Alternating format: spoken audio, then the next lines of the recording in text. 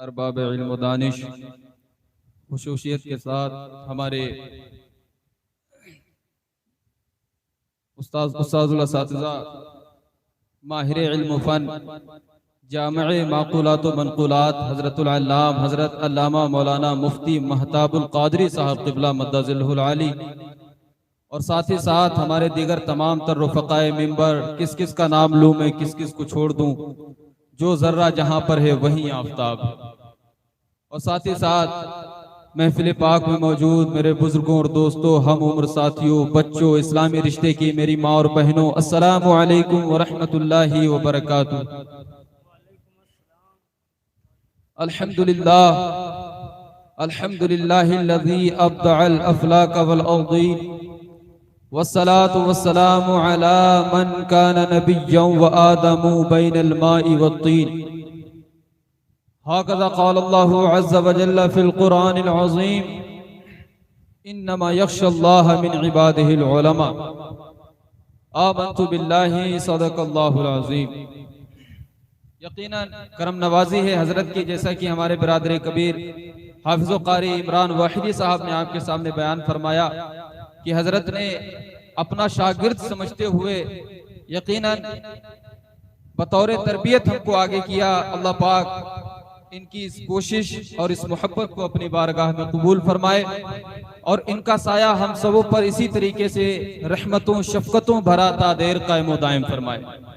उसके बाद मुबारकबादी के लायक हैं हमारे चचा जान जनाब अली वकार मोहतरम अमजद अली मंसूरी साहब। अल्हम्दुलिल्लाह हर साल की तरह वो इस साल भी इस प्रोग्राम को सजाया, रचाया, मनाया, इनेकाद किया और अल्हम्दुलिल्लाह पूरी शान व शौकत के साथ अपनी कामयाबियों की तरफ रवा दवा है।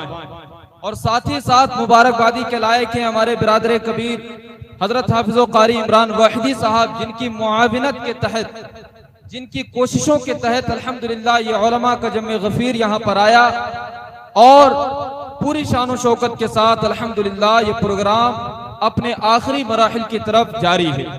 अल्लाह पाक हम सबों की हाजिरी यहाँ पर कबूल फरमाए और फैजाने अशरफी, फैजाने मखदूम सिमना से हम सबों को खूब खूब मालो माल फरमाए। यकीनन बड़ी मुबारकबादियों के लायक हैं हम और आप, क्योंकि कई सिचुएशंस पैदा होती हैं। कुछ तो ऐसे बंदे होते हैं, कुछ तो ऐसे उशाक होते हैं जो 26 मुहर्रमुल हराम को किचौचा मुकद्दसा पहुंच करके उनकी याद मनाया करते हैं। लेकिन कुछ उशाक ऐसे भी हुआ करते हैं जो किचौचा नहीं पहुंच सकते, लेकिन वो ऐसी महफिल सजाते हैं कि किचौचा वालों को अपने घर बुला लिया करते हैं। अल्हम्दुलिल्लाह हम किचौचा नहीं जा पाए, लेकिन एतकाद हमारा ये है कि किचौचा वालों की महफिल सजाई तो वो यहाँ तशरीफ ले आए। सुभान अल्लाह। मुतक़िद है कि नहीं है, एतकाद है कि नहीं है? अल्हम्दुलिल्लाह उन्हीं के पेश नजर आज हम इस महफिल को आगे बढ़ाएंगे। और यकीनन हमारे बिरादर कबीर मौलाना शहबानुल मुस्तफ़ा रज़ा अख्तरी साहब ने अभी आपके सामने बयान किया और बताया, बड़ी मायानाज गुफ्तगू हजरत ने फरमाई। यकीनन हम जिनका तज़किरा कर रहे हैं बड़ी बरकतों की हामिल ज़ात है, क्योंकि ये आप भी जानते हैं और बखूबी ये उलमा आपको बयान करते हैं कि दीन इस्लाम की बुलंदी के लिए अंबियाए कराम, सहाबाए कराम, ताबईने कराम और खुसूसियत के साथ औलियाओ उलमाए कराम का अहम किरदार रहा करता है। और उन्हीं तमाम तर औलियाए कराम में से एक अहम ज़ात जिसने अपना सब कुछ अल्लाह तबारका व तआला के दीन के लिए कुर्बान करके, यहाँ तक कि तख्ते सिमना को कुर्बान करके मज़हब इस्लाम को हमेशा के लिए बुलंदो बाला किया। उन्हीं की महफिल में उन्हीं की याद मनाने के लिए आज हम और आप यहाँ पर बैठे हैं। बस हमारी आपसे गुजारिश यही है कि हम जितनी देर के लिए हाजिर हों और जितना हमें इजाजत मिली है उतनी देर के लिए आप अदब के साथ सुनने की कोशिश करें और अच्छी अच्छी नियतों के साथ बैठने की कोशिश करें, क्योंकि अल्लाह के नबी का फरमान है, नियतुल मुमिनी खैरुम मिन अमले, मोमिन की नियत उसकी अमल से बेहतर हुआ करती है। आप अदब के साथ अगर हमारे 2 जुमले भी सुन लेंगे इंशाअल्लाहुल करीम ये प्रोग्राम कामयाब होगा। मैं चलते चलते अपनी असल बयान की तरफ आपको एक रिवायत अर्ज करके आगे चलूं।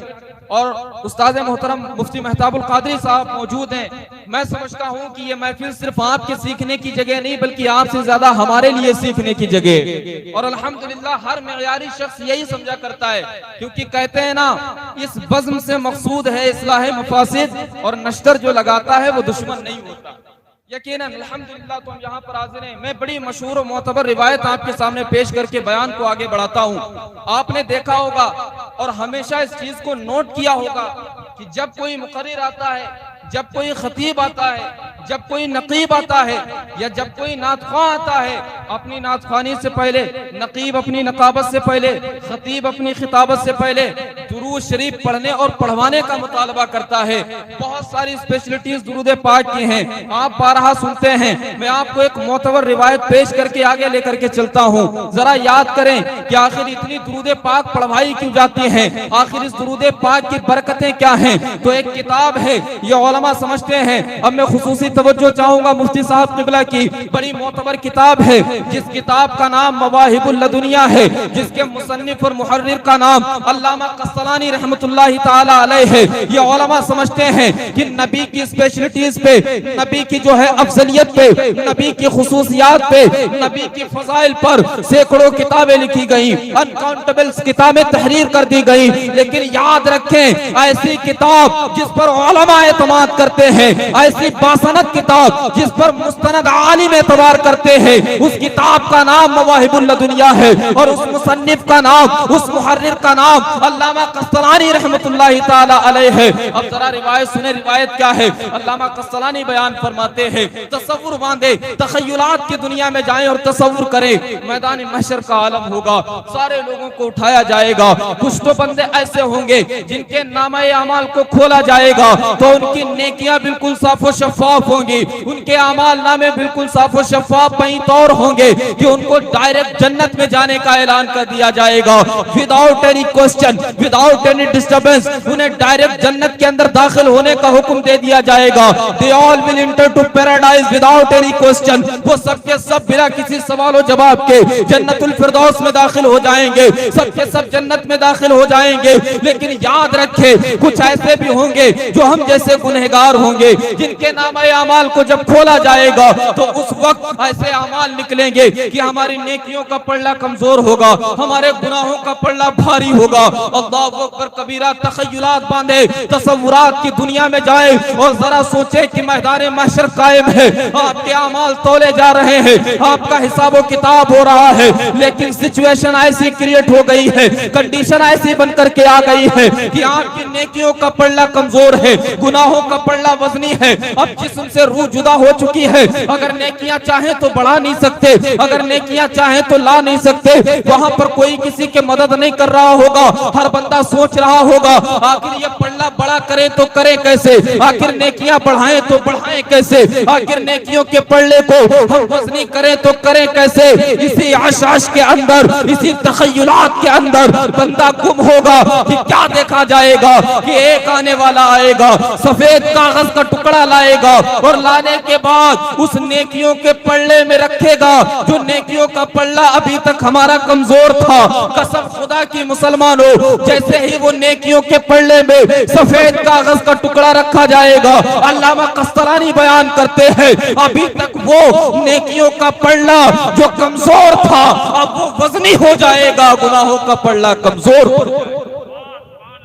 जरा तसव्वुर करें, मैदान महशर का आलम जहाँ पर कोई किसी के काम नहीं आ रहा होगा, जहाँ पर कोई किसी की मदद नहीं कर रहा होगा, ऐसे पीरियड में एक शख्स आएगा, एक आने वाला आएगा, कागज का टुकड़ा, बिताका के अल्फाज हदीस पाक के अंदर हैं, आने वाला वो नेकियों के पल्ले में उस कागज के टुकड़े को रखेगा, नेकियों का पल्ला भारी होगा। अब पूछने वाला पूछने लगेगा, सवाल करने वाला सवाल करने लगेगा, जरा बताएं तो सही, ये सरजमी तो वो है जहाँ कोई किसी की मदद नहीं कर रहा है, no one is helping to anybody, यहाँ तो कोई किसी का मददगार नहीं है, यहाँ तो कोई किसी को पूछने को तैयार नहीं है। लेकिन आए आने वाले, जरा बता तो सही, तू है कौन जिसने मेरी नेकियों को बढ़ाया है, जिसने मेरे गुनाहों के पल्ले को कमजोर किया है। अब अपने दिल पर हाथ रख करके सुने, अल्लामा कस्सलानी तहरीर फरमाते हैं कि जैसे ही ये सवाल किया जाएगा जाएगा। आने वाला जवाब देगा, अरे जानना चाहता है कि ये कागज का टुकड़ा क्या है जिसने तेरी नेकियों को बढ़ाया है, तो सुन,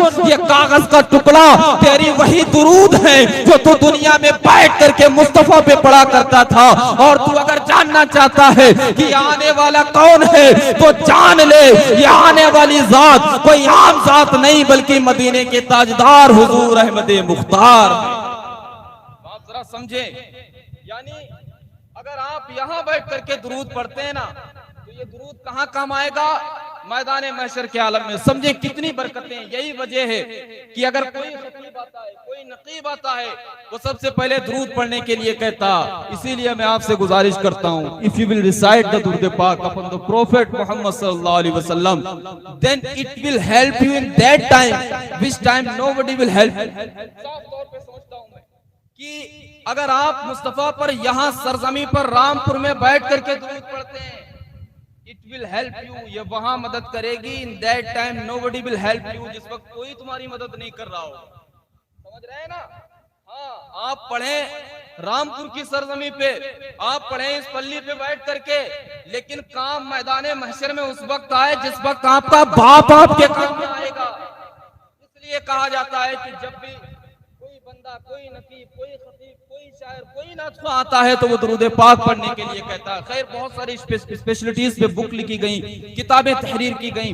मैं उस चीज की तरफ ना जाकर के एक छोटी सी जहनियत आपके अंदर देनी चाहिए थी। खुदारा कोशिश करें और अपने अंदर मेयार पैदा करें कि आप भी दुरूद पाक के आदी बने, अपने बच्चों को दुरूद पाक का आदी बनाए। और फिर क्यों ना बनाएं, क्योंकि हम तो पैदा ही उस नबी की उम्मत में हुए हैं जिनकी माएं पैदा होते ही अपने बच्चों को सिखाया करती हैं, बेटा पढ़ो बलगल उला बि कमाली, कशफत दुजा बि जमालिही, हसनत जमीउ खिसालिही, सल्लु अलैहि व आलिही। हमको पढ़ना। और मैं अपनी माओं से मुखातब हूँ। आज हमारे यहाँ पर मेयार बहुत गिरता जा रहा है, सोसाइटी का माहौल बड़ा खराब होता जा रहा है। हमारे बच्चों को नींद ना आए, हम मोटू पतलू लगा के देते हैं। बच्चों को नींद ना आए, डोरीमोन चला के देते हैं। बच्चों को नींद ना आए, दुनिया की खुराफात दिखाते हैं। मैं आज इस अशरफी कॉन्फ्रेंस के जरिए से ये मैसेज दे करके जाना चाहता हूँ कि आप भी दुरूद के आदी बने और अपने बच्चों को भी दुरूद के आदी बनाए। और मैं अपनी माँ और बहनों से कहना चाहता हूँ, अगर आपका बच्चा जाग जाए और उसे नींद ना आए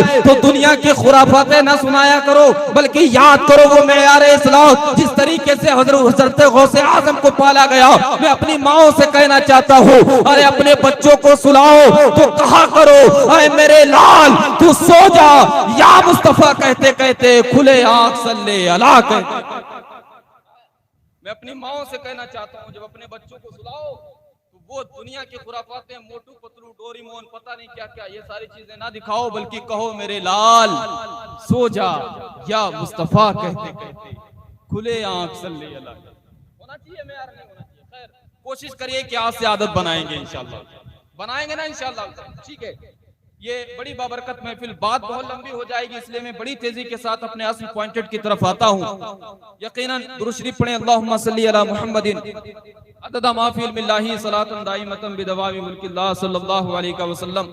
यकीनन ये हजरत मखदूम सिमना की महफिल है और बड़ी बाबरकत जात हुजूर मखदूम सिमना की है। एक पॉइंट की बात बताऊं आपको, आप बारहा सुनते हैं उनका तज़किरा। बड़े पॉइंट की बात यह है कि हम मखदूम सिमना का तज़किरा आज उनके विसाल के बाद कर रहे हैं। मखदूम सिमना का तज़किरा उनकी विसाल के बाद कर रहे हैं, लेकिन हम जिनका तज़किरा कर रहे हैं ये जात इतनी आली है कि इसका तज़किरा इसकी पैदाइश से 500 साल पहले हुआ। समझ रहे हैं ना? हाँ, हम जिनका तज़किरा कर रहे हैं हम उनके विसाल के बाद कर रहे हैं, लेकिन ये जात इतनी आली है कि पैदाइश से 500 साल पहले हुआ करता था। कैसे? अब उलमा की तवज्जो चाहूंगा। इन्होंने पढ़ा है, एक बहुत बड़े फकीह, बहुत बड़े मुफक्किर, बहुत बड़े मुदब्बिर, बहुत बड़े मुहद्दिस गुजरे हैं, जिसे सारी दुनिया शेख मुहियुद्दीन इब्नुल अरबी के नाम से जाने लगी। उलमा की तवज्जो चाहता हूं, इन्होंने पढ़ा होगा, बड़ी तसानीफ पढ़ी होंगी। माशाअल्लाह हमारे मुफ्ती महताबुल कादरी साहब सफरे इफ्ता के शहसवार रहे हैं, इन्होंने पढ़ा होगा, इनकी तसानीफ और तहरीरात मकतूबात को जाना होगा। अच्छा, इनको छोड़ करके मैं आपको समझाऊं इब्ने अरबी कौन है, आपको समझाऊं। अरे इब्ने अरबी वो हैं जिनके लिए हुजूर गौसे आजम ने पैदाइश की दुआ की थी। जब गौसे आजम ने पैदाइश की दुआ की तो उनकी दुआओं का जो नतीजा पैदा हुआ उसे शेख इब्ने अरबी कहा। ये शेख इब्ने अरबी। अच्छा, बड़ी तेजी के साथ बताऊं कि इनका तज़किरा 500 साल पहले कैसे होता था। शेख इब्ने अरबी हजरत मुहियुद्दीन शेख इब्नुल अरबी ये तवाफ करने के लिए मक्कतुल मुकर्रमा पहुंचे, काबे का तवाफ कर रहे थे। काबे का तवाफ करते करते क्या देखा कि एक अजीब सी मखलूक आई। आने के बाद बड़ी तेजी के साथ तवाफ किया और करने के बाद जाकर के एक मकाम पे बैठ गई। अल्लाहु अकबर, ये मुतहय्यर हो गए, ये हैरान हो गए, ये सोच में पड़ गए आखिर ये मखलूक है तो है कैसी, जिसने इतनी तेजी के साथ, जिसने इतनी बर्क रफ्तारी के साथ तवाफ कर लिया। अल्लाहु अकबर। शेख इब्ने अरबी अपने जो है तवाफ से फारिग हुए। फारिग होने के बाद उस अजीब सी मखलूक के पास पहुंचे और पहुंचने के बाद पूछने लगते हैं, जरा बताओ तो सही आप हैं कौन जिसने इतनी तेजी के साथ तवाफ कर लिया, जरा बताएं आप हैं कौन। इतना पूछना था। अब वो मखलूक जवाब देती है, ऐ इब्ने अरबी अगर तुम जानना चाहते हो कि मैं कौन हूं तो सुनो, मैं इस वक्त का गौस हूं। और याद रखे, अल्लाह जिसे मनसबे गौसियत अता करता है या अल्लाह जिसे मनसबे विलायत अता करता है उसके जिस्म को रूह की तरह लताफत अता कर दिया करता है, रूह की तरह उसके जिस्म को नरमी अता कर दिया करता है। फिर उसके लिए कोई पर्दा नहीं रहता, फिर उसके लिए कोई दीवार नहीं रहती। अब जरा तसव्वुर करें और समझने की कोशिश करें। शेख इब्ने अरबी है जो हुजूर गौसे आजम के जमाने के हैं। अल्लाहु अकबर। वो अजीब सी मखलूक जवाब देती है, ऐ इब्ने अरबी सुनो, अगर जानना चाहते हो मैं कौन हूँ तो जान लो, मैं इस वक्त का गौस हूँ। और सुनो, मेरे बाद एक गौस पैदा होगा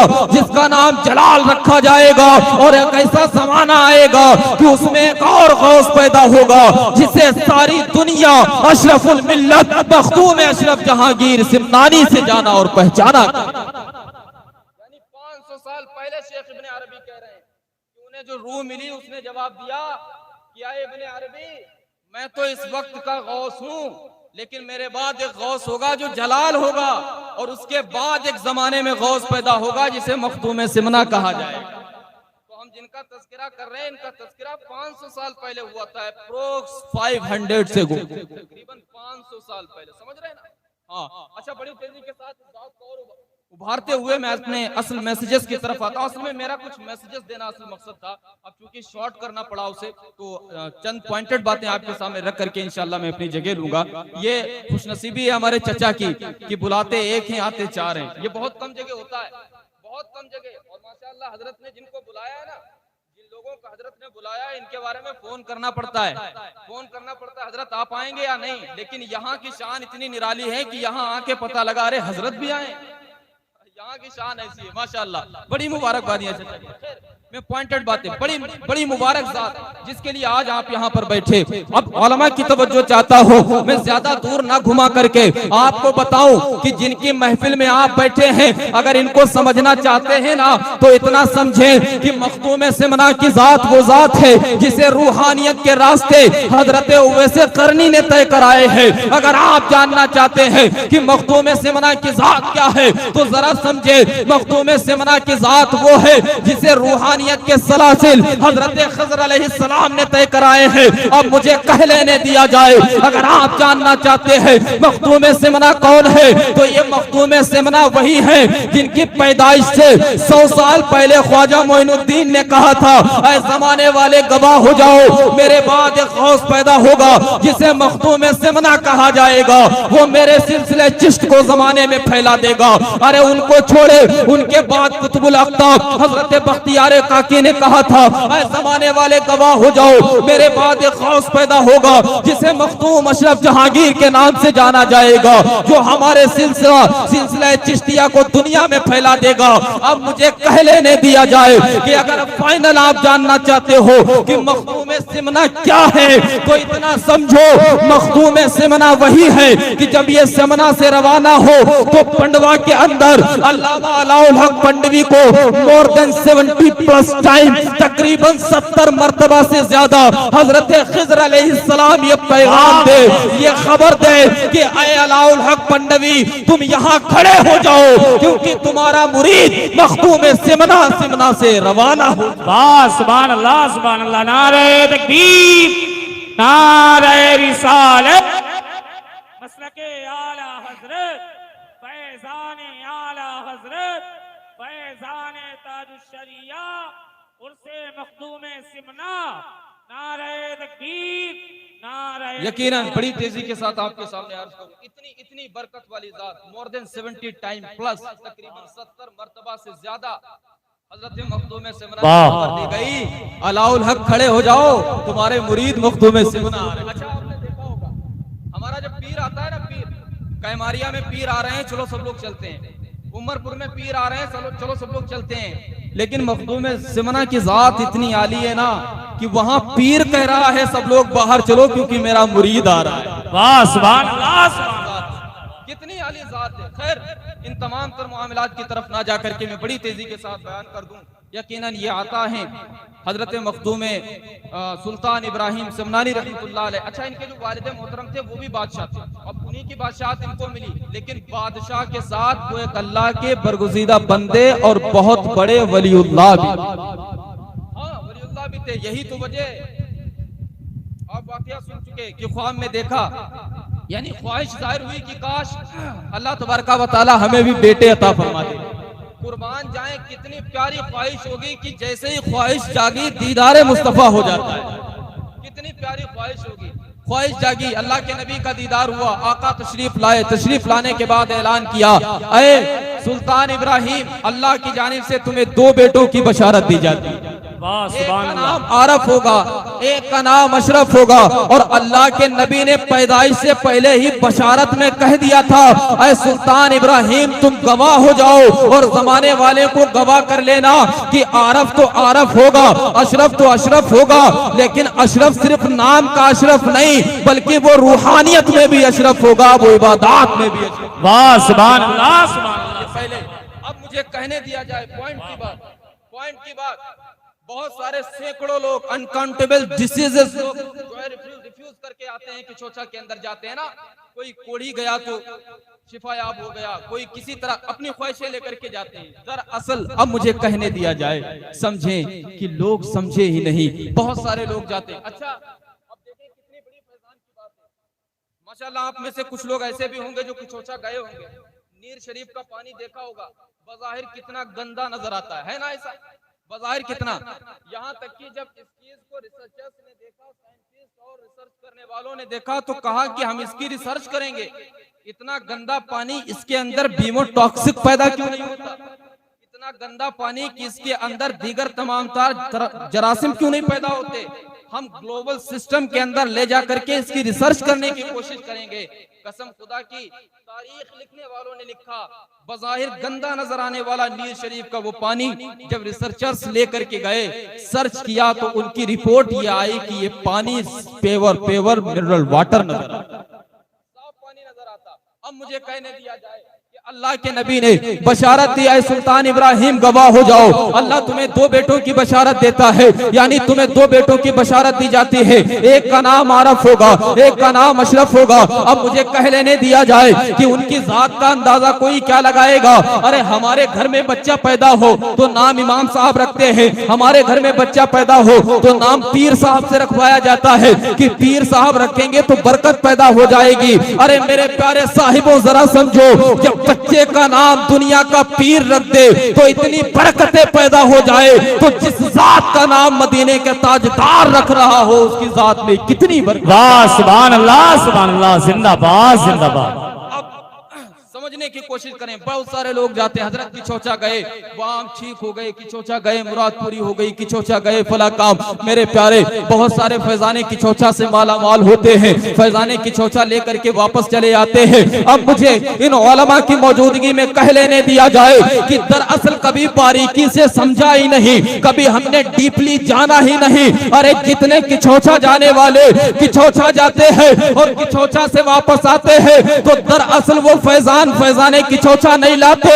कसम खुदा की वो फैजाने की चौचा की सूरत में फैजाने मदीना है। क्योंकि याद रखे, जिस जात की पैदाइश की मुबारकबाद मदीने का ताजदार दे देता हो और जिस जात का नाम मदीने का ताजदार तजवीज फरमा देता हो, वो फैजाने की चौचा नहीं रहता, बल्कि वो फैजाने मदीना हो वाह सुभान अल्लाह सुभान अल्लाह। ये हकीकत है, वो असल में फैजाने की चौचा वाह जिंदाबाद। फैजाने मदीना। मेरे प्यारे, खैर ख्वाहिश जाहिर हुई। अच्छा एक चीज और है, यकीनन मैंने आपके सामने बयान किया, इमाम साहब मौजूद हैं, बड़ी परेशानियां आती हैं बच्चे की पैदाइश जब होती है, इमाम साहब के पास फोन आएगा, हजरत ऐसा है लड़की की पैदाइश हुई है, नाम रख दो। अब इमाम साहब बेचारे परेशान, किताब में देखा ऐसा है शगुफ्ता रख दो। अब उधर से रिप्लाई आएगा सामने वाले, शगुफ्ता तो पड़ोस में है हमारे, तो इमाम साहब चेंज करेंगे, ऐसा करो गुलिस्तान रख लो। गुलिस्तान तो खाला की लड़की है, अच्छा तो ऐसा करो कुछ और रख लो, नहीं पसंद आएंगे। आखिरकार कहीं दूर से कोई ऐसा नाम निकल करके आएगा जो किसी सीरियल में होगा, किताबों में नहीं मिलता होगा, वो निकल करके आएगा, कहेगा हाँ ये नाम बड़ा यूनिक नजर आता है, और वो रखा जाएगा। इमाम साहब मौजूद नहीं, ये समझते। अच्छा बड़ी कोशिशें इमामों की होती हैं, यकीनन यार समझिए जरा, बच्चा पैदा हुआ, नाम कौन रखेगा? इमाम। नाम कौन रखेगा? और बच्चा वही बचपन के आलम में अगर रो जाए, भले दूध की वजह से रो रहा हो, फूंक कौन डालेगा? इमाम। अब थोड़ा बड़ा हुआ, खतना हुआ, मिलाद कौन पढ़ेगा? इमाम। अब उसका निकाह का टाइम आया, निकाह कौन पढ़ाएगा? इमाम। अब वही जब बूढ़ा हो जाता है तो मस्जिद में जाकर के कहता है इमाम साहब ये लोटा इधर कैसे पढ़ाए? भूल जाता है सारी कुर्बानी की पैदाइश पे नाम भी इन्होंने ही रखे थे, खतने पे मिलाद भी इन्होंने पढ़ी थी, निकाह में तमाम तर सुन्नतों को अदा इन्होंने करवाया था, लेकिन बूढ़ा हो गया, सब भूल गया। हजरत ये नल चला तो चला कैसे? है ना, होता है ना ऐसा। मेरे प्यारे समझने की कोशिश करें, इन सारी चीजों को खत्म करें, उलमा की इज्जत करें, अइम्मा को अपने सर का ताज समझें, इंशाअल्लाह अल्लाह आपको दुनिया की बादशाहत अता फरमाए। मेरे प्यारे, अब बड़ी तेजी के साथ मैं आपके सामने अर्ज करूं, सुल्तान इब्राहिम ने ख्वाहिश जाहिर की 708 हिजरी के अंदर, अगर मुख्तलफी बात ना करूं तो 708 हिजरी के अंदर हजरत मखतूम सिमना की विलादत हो जाती है। अब विलादत होने के बाद यानी जब आप 4 साल के हो गए तो आपकी रस्म बिस्मिल्लाह ख्वानी हजरत अल्लामा इमादुद्दीन तबरेज़ी रहमतुल्लाह ताला अलैह के दस्ते मुबारक और आपकी जुबान मुबारक के साथ हुई, और महज 3 साल के अंदर, सिर्फ 3 साल के ड्यूरेशन के अंदर अल्हम्दुलिल्लाह आप मुकम्मल सलाहियत के साथ हाफिज भी बन गए और क़िराते सबा के मुकम्मल कारी भी। ये लुटिया कारी नहीं जिस तरह आज फिरते हैं, हकीकत बता रहा हूँ, ये उलमा समझते हैं और मैं समझता हूँ खुसूसियत के साथ हमारे भाई कारी इमरान साहब इस चीज को समझते हैं क़िराते सबा क्या है। यकीनन, क्योंकि बज़ाहिर लोग, आपको बताऊं ये जात क्या है, उधर चलते चलते इधर भी बता दूं, यकीनन आपने बहुत देखे रे कारी साहब आए, कारी साहब आए। सच बताऊं तो ये सिर्फ कारी नहीं है, बल्कि अल्हम्दुलिल्लाह ये ऐसी फैक्ट्री के डायरेक्टर हैं जहां पर कुर्रा प्रोवाइड किए जाते हैं, ऐसे मदरसे में पढ़ाते हैं जहां पर कारी बनाए जाते हैं, ये कारी बनाने वाली फैक्ट्री है। हाँ, और तकरीबन 5 से 8 घंटे ये क्लासिकल तौर पे, सब्जेक्टिव तौर पे क़िरात को पढ़ा रहे होते हैं। 3 साल की उम्र में आप मुकम्मल कारी बने, और जैसे ही आपकी उम्र 14 साल की हुई आपने तमाम तर उलूम अक़लिया नक़लिया हासिल फरमा लिए। और कसम खुदा के उलमा बयान करते हैं, मुअर्रिखीन लिखते हैं कि 14 साल के टाइम में, 14 साल की उम्र में जब आप आलिम बने तो ऐसे आलिम बने कि जो आपने उलूम दीनिया हासिल करे वो भी बेमिसाल थे, और जो उलूम दुनियाविया हासिल किए वो भी बेमिसाल थे। यानी उलमा बयान करते हैं कि 14 साल की उम्र ना आपकी फकाहत का जवाब मिलता था, और अगर दुनियावी उलूम में देखा जाए तो आपका ना कोई तीरंदाजी में ना कोई सानी नजर आता था, ना कोई घुड़सवारी में आपका सानी नजर आया। 14 साल की उम्र में आप जामे माकुलात भी हो गए, जामे मनकुलात भी हो गए। खैर बड़ी तेजी के साथ बताओ, मैं सारी चीजें नहीं बयान करके अपने पैगामात की तरफ आकर के बस अपना बयान खत्म करूंगा। यकीनन उसके बाद आपने हुकूमत की, यानी वालिद साहब के बाद आप हुकूमत पर फायज हुए। अब मैं ये नहीं बयान करूंगा कि वहां से इशारे खुदाबंदी मिला, वहां से चले आप समरकंद बुखारा होते हुए जौनपुर पहुंचे, बिहार गए, आप पंडवा आए, फिर मदीना गए, फिर पंडवा लौटे, फिर किछोचा गए। बहुत बार आपने ये किस्से सुने होंगे। मैं असल चीज बयान करूं, आपने जब हुकूमत की और इबादत की, असल चीज मैसेजेस देना चाहता हूं। अब यहाँ से दिल खोल करके सुने, मैसेज है आपके लिए, सोसाइटी को डेवलप करने के लिए मैं पैगाम देना चाहता हूँ।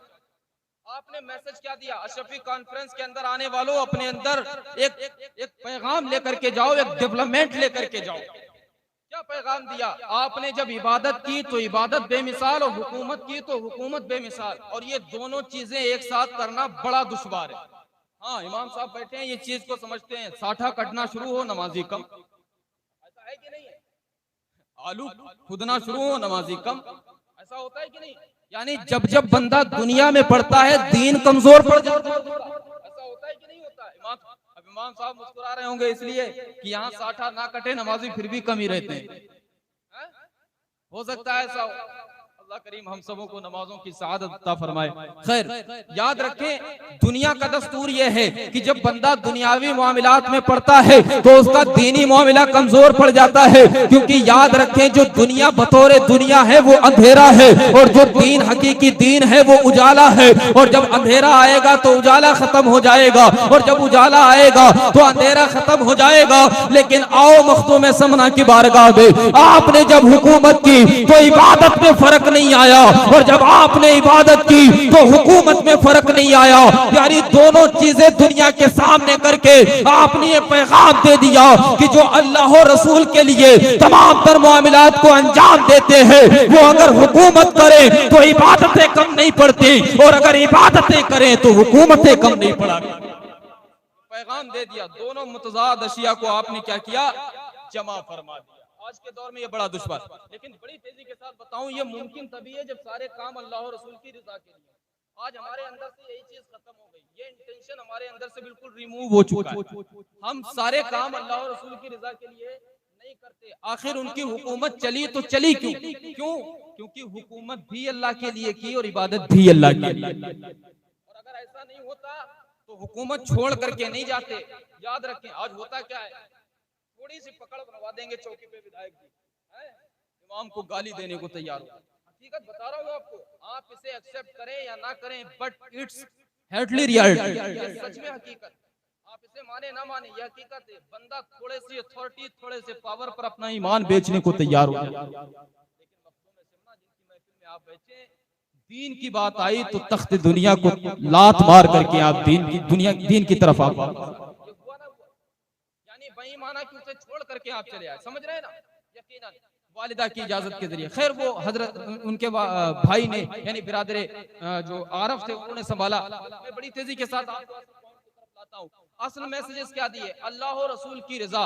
महफिल में बैठे तो अल्लाह और रसूल की रजा, इबादत करें तो अल्लाह और रसूल की रजा। लेकिन आज यही चीज हमारे अंदर से खत्म हो गई। मैं बड़ा दिल पर हाथ रख करके और बड़े दर्द के साथ ये बात कहता हूँ कि यहाँ तक कि आज के दौर में अगर कोई माँ बाप को भी पालता है तो उसमें भी उसका कोई ना कोई मतलब हुआ। हमारे मुआशरे के अंदर बदअमली फैली है, उसकी बड़ी वजह ये भी है, ये भी एक बहुत बड़ा मुद्दा बन चुका है हमारी सोसाइटी के अंदर। और ऐसे ही फाइल पिटीशन नहीं की जाती। अगर फाइल पिटीशन की जा रही है तो उसकी एक बहुत बड़ी वजह यह है कि एक बहुत बड़ा सब्जेक्टिव मुद्दा है। हमें समझना है इस चीज को। अब जरा देखें, होता है ऐसा, बिना मतलब के कोई काम नहीं। बाप जब तक कमाने के लायक है, जब तक बाप है, बाप के पास जब तक खेती है, जब तक बाप है।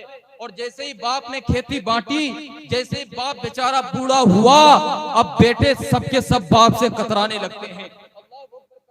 मैं आपको सच बता रहा हूँ, यानी जब तकसीम कारी होती है ना, आपने देखा होगा 10 बेटे होंगे, 10, अल्लाह अकबर, सारी चीजें तकसीम कर रहे होंगे। गाड़ी तू ले ले, कार तू ले ले, बाइक तू ले ले, जमीन तू ले ले। जब सारी चीजें बट जाती हैं, बारी आती है बूढ़ी माँ की, कोई बेटा नहीं बोलता कि ये माँ मेरे हिस्से में। ऐसा कि नहीं होता? शायर कहता है ना, किसी को घर मिला हिस्से में या कोई दुकान आई। आखिरकार ऐसे ही होता है कि जब कोई लेने को तैयार नहीं होता तो फिर वो माँ सबसे छोटे बेटे के हिस्से में चली जाती है। हकीकत सोसाइटी की है। वो शायर कहता है ना, किसी को घर मिला हिस्से में या कोई दुकान आई, मैं घर में सबसे छोटा था, मेरे हिस्से में माँ आई। दुनिया की रियलिटी है। हाँ, 10 बेटे होंगे, 10 बेटे, बाप जब तक कमाने के लायक था बाप समझा जाता है, बाप जब तक दौलत वाला था बाप समझा जाता है, लेकिन जैसे ही वो बाप बूढ़ा होता है अब वो 10 के 10 बेटे बारियां लगाना शुरू कर देते हैं। अल्लाहु अकबर कबीरा। अपने बाप को खिलाने के लिए 10 जवान बेटे बारी लगा रहे होते हैं कि फला दिन फला बेटे के घर खाएगा, फला टाइम फला बेटे के घर खाएगा। अरे मेरे प्यारे, कहां चला गया तुम्हारा किरदार, कहां चली गई हमारी सोसाइटी? जरा समझे तो सही कि 10 बेटे मिलकर के भी एक बाप को नहीं पाल पा रहे। अरे जमाना तो देखे, यही वो बाप था जिसने इन 10 बेटों को तनहा पाला है। अल्लाहु अकबर कबीरा। इस तरह पाला है कि कभी ना कभी बारी बारी सबों की गुलामी की है, कभी किसी की गालियां खाई हैं, कभी किसी के ताने खाए हैं। आज जिस तरह एटीट्यूड तुम्हारा है, आज जिस तरह ईगो तुम्हारा है कि तुम दूसरों की उंगलियां बर्दाश्त नहीं करते, इस बाप का भी वकार कभी ऐसे ही था, ये भी नहीं बर्दाश्त करता था। लेकिन जब सर पे बोझ आया बेटों का तो गालियां भी सुनने लगा, तो ताने भी सुनने लगा। मेरे प्यारे, मुझे कह लेने दिया जाए कि आज 10-10 बेटे जिस एक बाप को खिलाने के लिए बारियां लगाया करते हैं, कभी वही बाप तने तनहा 10 बेटों को खिला करके जवान कर दिया। बता रहा हूं, ये हमारी सोसाइटी। और याद रखें, यही पैगाम से हमें क्या मिला? वक्त के बादशाह थे, वक्त के ताजवर थे, लेकिन इशारा, एक तो इशारे खुदाबंदी, दूसरे वक्त के बादशाह। अरे अल्लाह का इशारा अगर मिल जाए तो फिर पूछना क्या किसी से, इंसान को चल पड़ना चाहिए, होना चाहिए कि नहीं? लेकिन फिर भी इशारे खुदाबंदी, वक्त का किंग ऑफ टाइम, लेकिन उसके बावजूद अपनी माँ के पास गया और जाने के बाद वो जात कहती है, मेरी माँ, इशारे खुदाबंदी मिला है, मुझे ये छोड़ करके भारत दीन की तबलीग के लिए रवाना होना है, मेरी माँ मुझे इजाजत अता फरमा। समझ रहे हैं ना बात? हमारे हालात क्या है? हमें मजगमा जाना है, हमने गाड़ी निकाली, एक बार माँ ने पूछा, बता दिया हल्की आवाज में। अगर माँ ने नहीं सुन पाया दोबारा, बेटा कहाँ जा रहे हो? अरे तुम्हें तो सुनाई नहीं देता है। अंदाज होते ना हमारे। वक्त का बादशाह है, जिनकी महफिल में बैठे हो, इशारे खुदाबंदी है, लेकिन फिर भी माँ से इजाजत, माँ भारत जाना है दीन की तबलीग के लिए, इजाजत अता। मेरे प्यारे, जरा एक मुफक्किर से पूछा गया, आप अपने माँ बाप को कैसा महसूस करते हैं? पता है उन्होंने क्या जवाब दिया? वो मुफक्किर साहब लिखते हैं, अरे नाज करें नाज आप अपनी किस्मतों पर, वो सारे लोग अपनी किस्मतों पे नाज करें जिनके वालिदैन जिंदा हैं, ये इतना अनमोल खजाना है। अल्लाहु अकबर कबीरा। एक मुफक्किर साहब से पूछा गया, जरा ये बताएं कि माँ बाप को आप कैसा महसूस करते हैं? तो बड़ा दिलनशी जवाब दिया उन्होंने। वो कहते हैं कि अगर जानना चाहते हो कि हमने माँ बाप को कैसा महसूस किया तो सुनो, हमने ऐसा महसूस किया कि जब मेरी माँ गोद में हमारा सर लेकर के बैठती है तो हम अपने आप को तख्त वाला महसूस करते हैं, और जब हम अपने सर के ऊपर बाप का साया महसूस करते हैं तो हम अपने आप को ताज वाला महसूस करते हैं। यानी मुझे कह लेने दिया जाए, वो मुफक्किर जवाब देते हैं, क्या है दुनिया वालों सुन लो, अगर माँ बाप की अजमत को समझना चाहते हो तो इतना समझो, जिसके माँ बाप जिंदा है वो बंदा तख्तो ताज वाला। समझ रहे हो ना क्या फरमाया कि जिसके माँ बाप जिंदा है वो तख्तो ताज वाला। और मैं सच बताऊं, ये इतनी अनमोल दौलत है जिसे ना कमाया जा सकता है ना खरीदा जा सकता है। दुनिया के अंदर बहुत सारी चीजें ऐसी होती हैं कि बंदा या तो उन्हें खरीद लेता है या फिर उन्हें कमा लेता है। दो ही तो रास्ते होते हैं ना, there is two way for that, दो ही रास्ते। अच्छा, एक चीज है, आपने कभी सुना है कि किसी ने ये कहा हो कि मैं सऊदीया एक माँ कमाने जा रहा हूँ? सुना है कभी? कभी किसी ने सुना है कि मैं दुबई एक बाप कमाने जा रहा हूँ? सुना है? अच्छा ठीक है, ये छोड़ें, बड़ी प्रॉपर्टी और अथॉरिटी वाले लोग हैं। कभी किसी ने ये सुना है कि मैं शोरूम एक माँ खरीदने जा रहा हूँ? क्या कभी किसी पैसे वाले से सुना है कि मैं शोरूम में बाप खरीदने जा रहा हूँ? नहीं सुना ना। मतलब क्या है कि माँ बाप दौलत ही ऐसी है जिसे ना खरीदा जा सकता है ना कमाया जा सकता है। अरे तो कद्र करो ना, क्योंकि माँ बाप अल्लाह तबारक व तआला की वो अनमोल नेमत है कि रब जिसे चाहता है उसे अता फरमाता है। तो हमारे पास है अल्हम्दुलिल्लाह, है ना हमारे पास। जिनके पास नहीं है दुनिया से रुखसत हो गए, अल्लाह उनकी मगफिरत फरमाए। लेकिन जिनके पास है खुदारा कद्र करो, खुदारा उनकी अजमतों को समझ लो, उनकी रिफातों को जान लो। मुफक्किर कहते हैं कि याद रखें, दुनिया में हैं तो कद्र कर लें, वरना एक दिन ऐसा आएगा कि तुम प्यार करना चाहोगे लेकिन अपने माँ बाप के प्यार को तरसते हुए नजर आओगे। और बहुत सारे लोग ऐसे होंगे, बहुत सारे, यार सच बताऊं, कितना पैसे वाला बंदा हो, कितना अथॉरिटी वाला। मैं आपको सच बताऊं, अभी थोड़े दिन पहले जो प्रोग्राम हुआ उसमें मैं दूसरी मर्तबा आया, उसमें हमारे उस्ताद मोहतरम आए थे अल्लामा मुफ्ती अताउल मुस्तफा मिसबाही साहब। वो एक वाकया बयान किया करते थे, गालिबन वही उस्ताद बयान करते थे। माँ बाप माँ की अजमत के ऊपर यकीनन दिल छू गई उनकी ये बात। कहते थे कि बेटा, माँ की अजमतें और माँ की दी हुई चीजें इतनी बाबरकत होती हैं कि मेरे अकाउंट में, चूंकि वो एक बहुत बेहतरीन स्कॉलर हैं, हमारे अकाउंट में लाखों रुपए रहते हैं। क्या बोले? अकाउंट में लाखों रुपए रहते हैं, लेकिन उन लाखों रुपए की कोई अहमियत नहीं रह जाती उस वक्त जब मेरी माँ मुझे चलते वक्त 50 रुपए दे करके कहती है बेटा भूख लगे तो कुछ खा लेना। क्या माँ को नहीं पता ये बेटा वो है जो पूरा घर चला रहा है? क्या माँ को नहीं पता ये बेटा वो है जो पूरा परिवार चला रहा है? लेकिन फिर भी जब आप निकलो तो माँ अलग से पैसे देती है। क्यों? उसकी फर्ज मोहब्बत में जाकर के वो ये पैसे, उसे पता है इसके पास पैसे आए।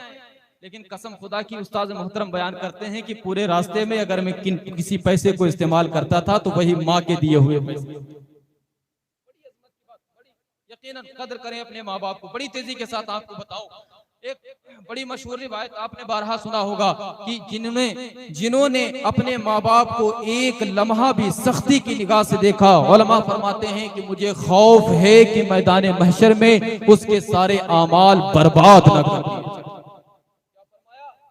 एक लम्हा भी सख्ती की निगाह से अगर माँ बाप को देखा, मुझे खौफ है उसके आमाल ना। और एक और बेहतरीन रिवायत में आपको सुनाऊं, बयान किया जाता है हजरत अब्दुल्ला बिन मुबारक के हवाले से कि जिसने माँ बाप की खिदमत, उनके कदमों को रात में एक लम्हा दबाया, जितनी एक लम्हा माँ बाप के कदमों को दबाया, ये पूरी रात इबादत करने से बेहतर है।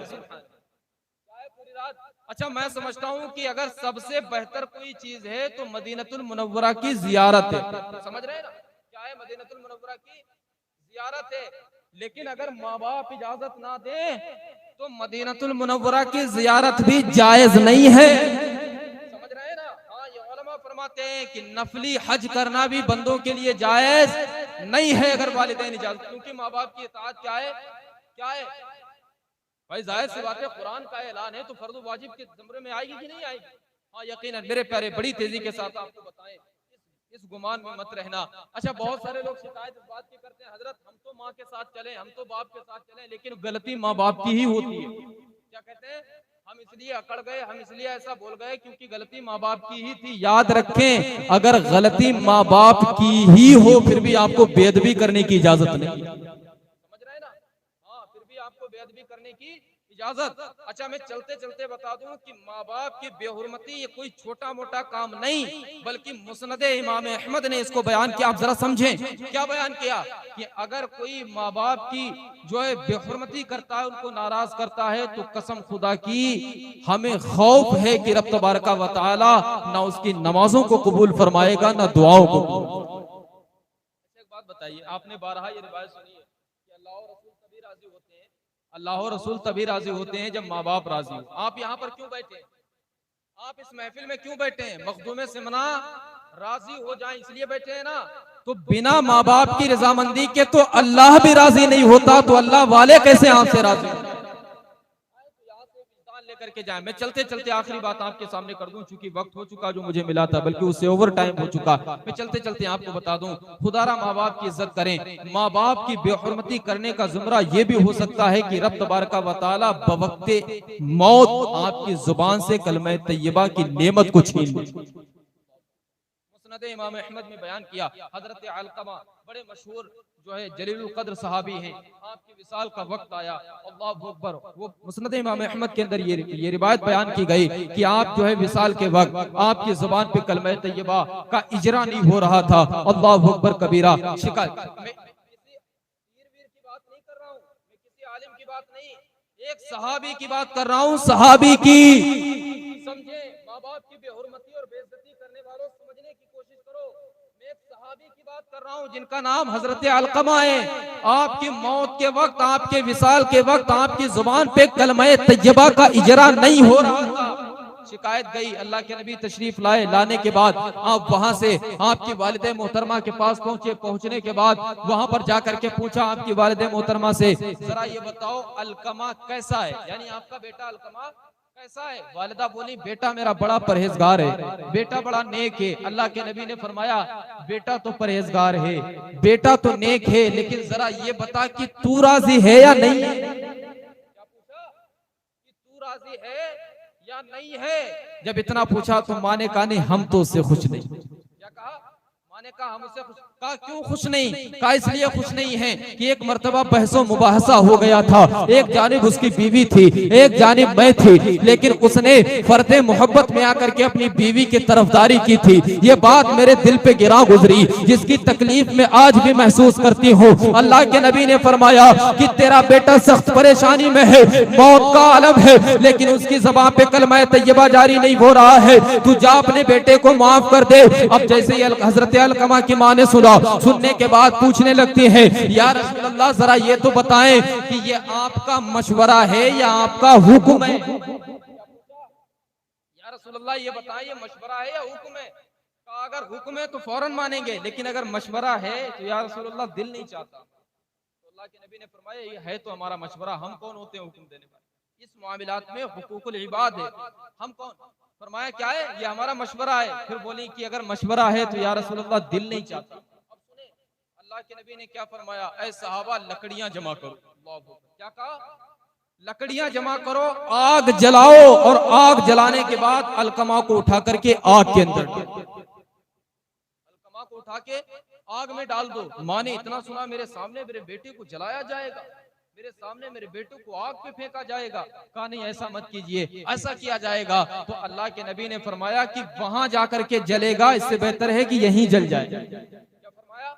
वहां जाकर के जलेगा, उससे बेहतर है यहीं जल जाए। जैसे इतना सुना ना, माँ तो माँ होती है, माँ की ममता तो माँ की ममता होती है, उससे रहा नहीं गया। अब तक जो माँ नाराज थी वो अपने बेटे अलकमा को माफ करने लगती है। कसम खुदा की, मुअर्रिखीन और मुस्नद इमाम अहमद के अंदर जो बयान की गई रिवायत है उसमें यूं मिलता है और यूं बयान किया जाता है, कसम खुदा की, जैसे फर्दे मोहब्बत के अंदर आकर के माँ अलकमा को माफ करती है, इधर माँ माफ करती जा रही है, उधर अलकमा की रूह उसके जिस्म से निकलती चली। मेरे प्यारे और मोहतरम इस्लामी भाइयों, बस मैं अपने बयान को समेटता हुआ इन्हीं आखिरी लम्हात के साथ आपके सामने से रुखसत होता हूँ कि मखदूम सेमना की आप महफिल में बैठे हैं, इस महफिल के जरिए से एक मैसेज लेकर के जाएं यार, कि यकीनन इनके जरिए से हम और आप अपने वालिदैन का एहतराम करेंगे, इंशाअल्लाहुल करीम माँ बाप की इज्जत करेंगे।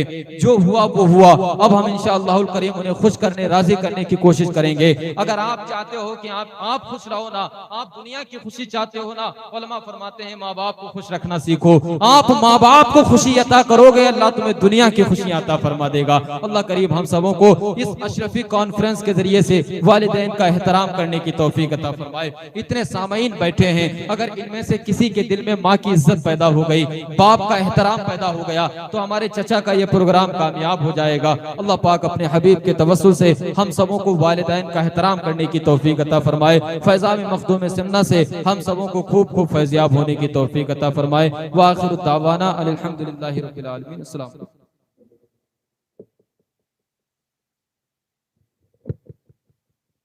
माशाल्लाह, बहुत ही बेहतरीन और बहुत ही मालूमाती खिताब आपने समाप्त किया हज़रत मौलाना दानिश मदनी साहिब किबला से। अब आप ये समझ लें कि इस स्टेज पर एक बच्चे की तकरीर का आलम ये है, तो यहाँ पर जो हमारा शेर बैठा हुआ है उसकी तकरीर का, उसके अंदाज का आलम क्या होगा। अब आइए हजरत ही का इस्तकबाल करते हैं। उससे पहले ये जो सो गए हैं